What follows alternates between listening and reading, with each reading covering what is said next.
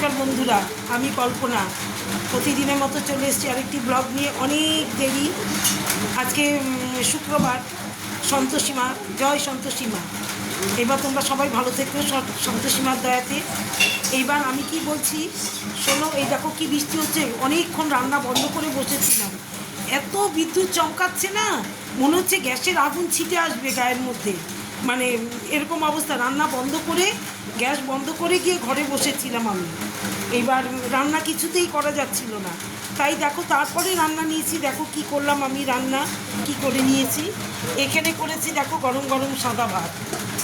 হ্যাঁ, এখানে সাদা ভাত, এখানে কাঁকরোল ভাজা, আর এখানে মাছ জন্য জাউ ভাত, ওই যে গলা ভাত যেটা।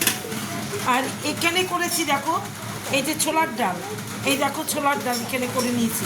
ছেলেটা রুটি খাবে, রাত্রে বললো, এই জন্য বললো ছোলার ডাল করতে। এই যে ছোলার ডাল, মানে দুপুরেও খাবো রাত্রেও খাবো।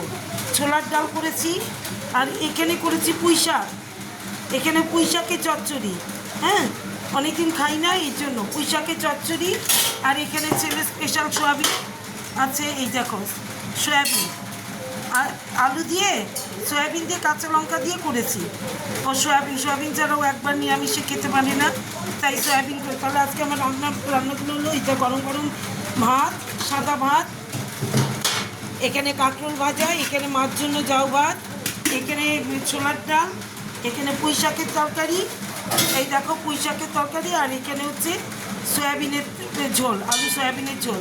আর এটা হবে বিকেলে এই যে কলা দিয়ে, কলার বড়া, সুজি দিয়ে, গুঁড়ো দুধ দিয়ে, কলা দিয়ে, কলা মানে চটকে তারপরে বড়া, মানে মালপার মতন করে। এটা এই আজকের মেনু আমার। এটা রাতে বিকেলে টিফিনে হবে। তাহলে এখনকার মতো টাটা, তোমরা ভালো থেকো।